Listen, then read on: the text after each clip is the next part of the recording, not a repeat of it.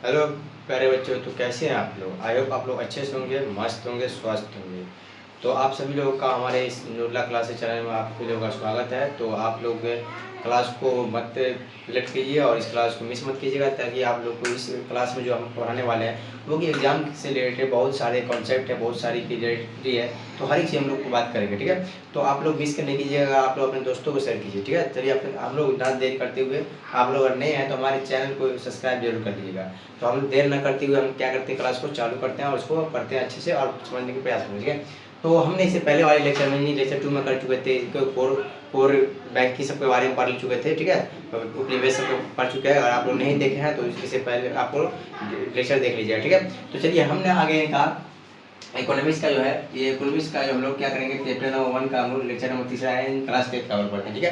तो इसमें क्या करते हैं हम लोग, पहला है क्या यहाँ पे एटीएम प्रणाली। एटीएम प्रणाली क्या होता है? एटीएम प्रणाली के बारे में आप लोग जाने होंगे, आप लोग नहीं, आप लोग यूज भी करते हैं एटीएम को। तो एटीएम प्रणाली का मतलब यही होता है कि हमारे जो बैंक खाते में जो पैसा रहता है उसको एक प्लास्टिक कार्ड के द्वारा हम उससे क्या करते हैं, अपना पैसा ले लेते हैं, ठीक है। तो ये देखो क्या कहते हैं एटीएम प्रणाली, प्लास्टिक के एक छोटे से कार्ड पर अंकित संकेत या आधार पर कहीं भी तथा किसी भी समय निर्धारित बैंक से पैसा निकालने की सुविधा एटीएम कहलाता है। तो जो भी निर्धारित मेरा बैंक है उससे हम क्या करते हैं, पैसा निकालते हैं। मेरे एटीएम पे कोई चिन्ह होता है, जो एटीएम पे चिन्ह होता है उसके सहायता से हम क्या करते हैं, पैसे ले लेते हैं, उसी को हम कहते हैं एटीएम प्रणाली कहते हैं, ठीक है। अब उसके बाद आता है डेबिट कार्ड। डेबिट कार्ड क्या है? डेबिट कार्ड होता है क्या है, एक प्लास्टिक का कार्ड होता है, उसी को हम डेबिट कार्ड बोलते हैं। बैंक के द्वारा दिया गया प्लास्टिक का वैसा कार्ड जिसके द्वारा बैंक में अपनी क्या करते हैं, बैंक में जो अपनी क्या जमा के पैसे को का उपयोग किया जाता है उसे डेबिट कार्ड कहते हैं। यानी मेरा या आप सभी का जो किसी का जो बैंक में पैसा रहता है तो उस पैसा को हम बैंक में ना जाने के बजाय कहीं और से भी हम पैसा ले लेते हैं, कहीं और से क्या करते हैं, पैसा ले लेते हैं। यानी एक प्लास्टिक के कार्ड के द्वारा हम किसी और कहीं से भी पैसा निकाल ले लेते हैं, तो उसको कहते क्या कहते हैं, डेबिट कार्ड कहते हैं। बैंक द्वारा जो प्लास्टिक का कार्ड दिया जाता है सभी ग्राहक को, तो उसके माध्यम से क्या करता है, बैंक ना जाने के लिए सुविधा दिया जाता है, उसको कहीं से हम क्या कर सकते हैं, उसे एटीएम कार्ड से निकाल लेते हैं, उसी को हम कहते हैं एटीएम कार्ड कहते हैं, ठीक है। तो ये एटीएम कार्ड हो गया। अब क्रेडिट कार्ड क्या होता है? तो क्रेडिट कार्ड एटीएम कार्ड से बड़ा होता है। क्या होता है? एटीएम कार्ड से बड़ा होता है। अगर हमारे बैंक में पैसा भी नहीं है फिर भी हम क्रेडिट कार्ड के द्वारा हम पैसा ले सकते हैं। तो वही देखिए क्रेडिट कार्ड क्या है, बैंक के द्वारा जारी किया गया प्लास्टिक का वैसा कार्ड जिसके आधार पर एटीएम कार्ड भी, डेबिट कार्ड भी होता है प्लास्टिक का, और एटीएम कार्ड भी प्लास्टिक का होता है और क्रेडिट कार्ड भी प्लास्टिक का होता है, ठीक है। तो उसके धारक द्वारा पैसा अथवा वस्तु प्राप्त किया जाता है, उसी क्रेडिट कार्ड कहते हैं। तो देखो, अगर मेरे पास पैसा नहीं है, अब मेरे पास क्रेडिट कार्ड है, तो क्या होगा, इससे फायदा क्या होता है कि हमारे पास पैसा नहीं, मुझे कोई वस्तु खरीदना है तो हम क्रेडिट कार्ड के माध्यम से हम कोई वस्तु खरीद सकते हैं, ठीक है। और उसको क्या किया जाता है, उसके कुछ दिन, एक महीना बाद या कुछ दिन बाद उसमें क्या करता है, हम अपने जितना पैसा का सामान खरीदे, वस्तु खरीदे उतना पैसा हम उसमें जमा कर सकते हैं। इसी को हम क्या बोलते हैं, क्रेडिट कार्ड बोलते हैं। उसके बाद क्या है, तो राष्ट्रीय से पहले मैं आप लोगों को बता दूं, एक प्रणाली है यूपीआई प्रणाली।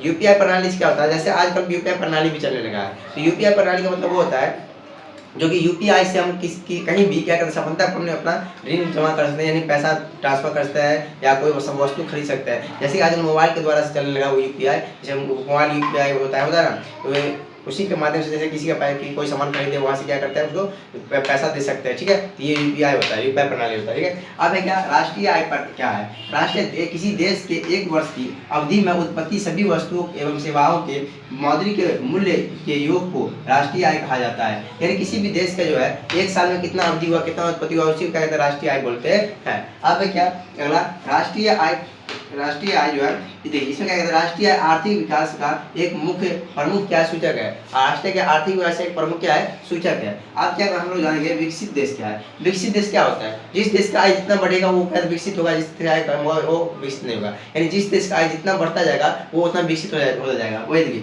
जिस देश का राष्ट्रीय आय अधिक होता है उसे विकसित देश कहा जाता है। यानी जिस देश का राष्ट्रीय आय क्या होता है, बहुत ही अधिक होता है, ज्यादा होता है, उसे विकसित देश कहते हैं। जिस देश का राष्ट्रीय आय कम होता है उसे अविकसित देश कहते हैं। अविकसित देश क्या है, जिस देश का राष्ट्रीय आय कम होता है उसे अविकसित देश कहते हैं। यानी जिस देश का राष्ट्रीय आय कम होता जाता है उसे अविकसित देश कहते हैं, जिसका राष्ट्रीय आय बढ़ता चला जाता है उसको विकसित देश कहते हैं। उसके बाद क्या है, प्रति व्यक्ति आय क्या है, प्रति राष्ट्रीय आय को देश की कुल जनसंख्या से भाग देने पर प्रति व्यक्ति आय होता है। प्रति व्यक्ति आय क्या होता है, प्रति व्यक्ति मतलब एक व्यक्ति का आय, यानी एक व्यक्ति का आमदनी क्या है, एक व्यक्ति का आमदनी क्या है इस देश में। तो जैसे इस देश का कितना है, इस देश का जो कुल आय है, राष्ट्रीय जितना इस देश का आय है उसमें देश के जितना जनसंख्या है उससे क्या कर सकते हैं, भाग देंगे तो उसको प्रति व्यक्ति आय निकल जाएगा। वही है देश की राष्ट्रीय आय की देश की कुल संख्या से भाग देने पर भागफल प्राप्त होता है, उसे हम प्रति व्यक्ति आय कहते हैं। इसे प्रति व्यक्ति आय बराबर राष्ट्रीय आय बटा देश कुल जनसंख्या, राष्ट्रीय आय बटा कुल जनसंख्या। तो आप लोग को इतना समझ में आ गया, क्या आप लोग को इतना समझ में आया? चलिए हम लोग इससे आगे हम क्या करते हैं देखते हैं। आप लोग इसका स्क्रीनशॉट ले लीजिए या नोट कर लीजिए, ठीक है। चलिए देखिए इससे आगे क्या है कि अब है मानव विकास सूचकांक। क्या है? तो मानव विकास सूचकांक वो होता है, देखिए मानव विकास सूचकांक के बारे में देखिए पहले मैं आपको बता दूँ कि मानव विकास सूचकांक जो है SDR जो है हेल्थ जो है डेवलपमेंट जो है, ये जो मानव विकास सूचकांक जो है संयुक्त राष्ट्र विकास यानी UNDP और कार्यक्रम के द्वारा तैयार किया जाता है। ये मानव विकास सूचकांक किसके द्वारा तैयार किया जाता है? यदि UNDP के द्वारा। पूछा कोई मानव विकास सूचकांक जो है किसके द्वारा तैयार किया जाता है? तो UNDP के द्वारा, इसको हिंदी में बोल सकते हैं संयुक्त राष्ट्र विकास के द्वारा। संयुक्त राष्ट्र विकास के द्वारा मानव विकास सूचकांक तैयार किया जाता है। मानव विकास सूचकांक किसके द्वारा तैयार किया जाता है? संयुक्त राष्ट्र विकास के द्वारा यानी UNDP के द्वारा। किसके द्वारा? UNDP के द्वारा तैयार किया जाता है। अब है मानव विकास रिपोर्ट जो है SDR महबूब उल हक के निर्देश में तैयार किया गया था। अब पूछेगा SDR किसके निर्देश में तैयार किया गया था? SDR जो है ये किसके निर्देश में तैयार किया गया था? तो SDR जो है महबूब उल हक के निर्देश में तैयार किया गया। इसके निर्देश में क्या किया गया? तैयार किया गया था। इसके निर्देश में महबूब उल हक के निर्देश में क्या किया गया था? तैयार किया गया था। ठीक है, मानव विकास रिपोर्ट जो है SDR जो है ये किसके निर्देश में तैयार किया था? तो ये जो है महबूब उल हक के निर्देश में तैयार किया गया था। ठीक है, अब क्या मानव विकास सूचकांक की दर कितनी है? तो बस बीच है, कितने कितने के बीच है? तो मानव विकास सूचकांक का जो दर है वो है कितने, किसे 0 से 1 के बीच है। किसके बीच है? 0 से 1 के बीच है। मानव विकास सूचकांक का जो दर है वो 0 से किसके बीच? 1 के बीच है। वो 0 से 1 के बीच है। ठीक है, अब है क्या मानव विकास के 3 सूचकांक होते हैं। मानव विकास के कितने सूचकांक होते हैं? तो मानव विकास के हमेशा 3 सूचकांक होते हैं। एक क्या होता है? एक होता है पहला जीवन आशा, पहले क्या होता है? जीवन आशा। दूसरा होता है शिक्षा प्राप्ति, तीसरा होता है जीवन स्तर। जीवन आशा, शिक्षा प्राप्ति, जीवन स्तर। मानव विकास सूचकांक के कितने रूप होते हैं? 3 प्रकार होते हैं। कितने रूप होते हैं? 3 सूचकांक होते हैं। जीवन आशा, शिक्षा प्राप्ति और जीवन स्तर। जीवन आशा, शिक्षा प्राप्ति और जीवन स्तर। जीवन आशा, शिक्षा प्राप्ति और जीवन स्तर होता है। जीवन आशा, शिक्षा प्राप्ति और जीवन स्तर। आपको कैसे ऐसे भी हो सकता है कि SDR बराबर क्या होता है? SDR बराबर क्या होता है? तो लिखोगे मानव जीवन आशा प्लस शिक्षा प्राप्ति प्लस जीवन स्तर। मानव आशा प्लस शिक्षा प्राप्ति प्लस जीवन स्तर लिख सकते हैं। अब 2021 में SDI में कितने देश ने SDI की गणना की गई थी? तो 191 देशों में SDI की गणना की गई थी। 2021 में SDI में उन्हें इस 191 देशों के बीच जो SDI की गणना की गई थी, यानी 191 देशों को जो गणना किया गया SDI का। तो उसमें से SDI में भारत का जो स्थान रहा 132वां स्थान रहा। भारत का जो SDI में स्थान रहा वो 132वां स्थान रहा। ठीक है, भारत का जो है 132वां स्थान। पूछेगा कि SDI में भारत का कितना स्थान है? तो बोलना है 132वां स्थान है।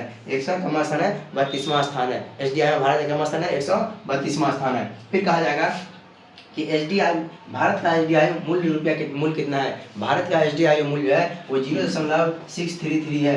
0.633 है भारत का SDI मूल्य। 0.633 है भारत का SDI मूल्य। 0.633 है। ठीक है, भारत का SDI मूल्य कितना है? 0.633 है। अब आते हैं हम ऊपर SDI में भारत के ऊपर जो कौन है? नर्वे है। कौन है? नर्वे तथा सबसे नीचे क्या है? नाइजर है। नाइजर भारत के ऊपर नर्वे और नीचे नाइजर है। नर्वे और नाइजर। नर्वे और कौन है? नर्वे और नाइजर है। नर्वे और नाइजर नीचे है। नाइजर नीचे है। नर्वे और नाइजर नीचे, ये ऊपर है और ये नीचे भारत के। ठीक है, अब है क्या कि राष्ट्रीय मानव विकास रिपोर्ट क्या है?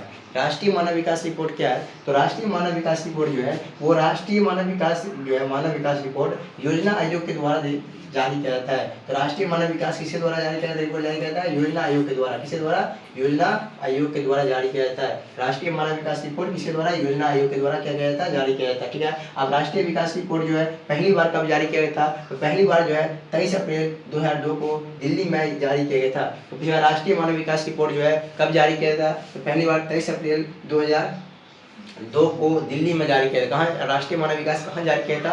तो दिल्ली में जारी किया था। कब जारी किया था? 23 अप्रैल 2002 को जारी किया गया। ठीक है, अब है क्या, पहली राष्ट्रीय मानव विकास रिपोर्ट में बताया क्या गया था। तो पहली राष्ट्रीय मानव विकास रिपोर्ट में बताया गया कि विगत कुछ वर्षों में देश की ग्रामीण जनता की वे क्षमता जो है वो कम आई है, यानी देश की जो ग्रामीण क्षमता है उसका वे में कम आया है। यानी इसमें बताया गया था मानव विकास रिपोर्ट में कि देश की जो ग्रामीण जो जनता होते हैं, गाँव के जो जनते होते हैं, उसका क्या है, इनकम जो होता है, व्यय जो होता है, पैसा आमदनी जो होता है, इसमें कमी आई है। लेकिन जबकि शहरी क्षेत्र में रहने वाले में काफ़ी वृद्धि हुई है, शहरी क्षेत्र में रहने वाले व्यक्ति का काफ़ी वृद्धि हुई है। ठीक है, अब है क्या, राष्ट्रीय मानव विकास रिपोर्ट में सबसे ऊपर केरल है। राष्ट्रीय मानव विकास रिपोर्ट में सबसे ऊपर कौन है, केरल है, और सबसे नीचे क्या है, बिहार है। सबसे नीचे कौन है, बिहार। सबसे ऊपर कौन है, केरल। सबसे ऊपर कौन है, केरल है। राष्ट्रीय मानव विकास रिपोर्ट में सबसे ऊपर केरल है, उसके बाद बिहार है। ठीक है, अब है बीमारू का फुल फॉर्म क्या होता है। बीमारू का फुल फॉर्म क्या होता है, बीमारू का मतलब क्या होता है।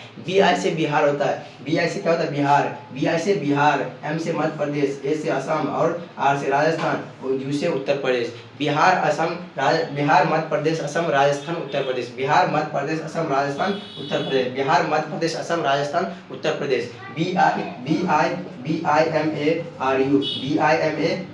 BI से बिहार, M से मध्य प्रदेश, A से असम, R से राजस्थान, U से उत्तर प्रदेश। BI से बिहार, M से मध्य प्रदेश,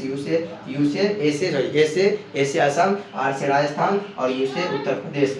बिहार, मध्य प्रदेश, असम, राजस्थान, उत्तर प्रदेश। आई होप आप लोग इतना समझ में आएगा। इससे आगे जो है क्वेश्चन है हम लोग कल करेंगे, यानी अगले लेक्चर में करेंगे। चलिए थैंक यू, धन्यवाद। अगर आप लोग नए हैं तो हमारे चैनल को प्लीज एक सब्सक्राइब कर लीजिएगा, अपने दोस्तों को जरूर शेयर कीजिए। थैंक यू, धन्यवाद।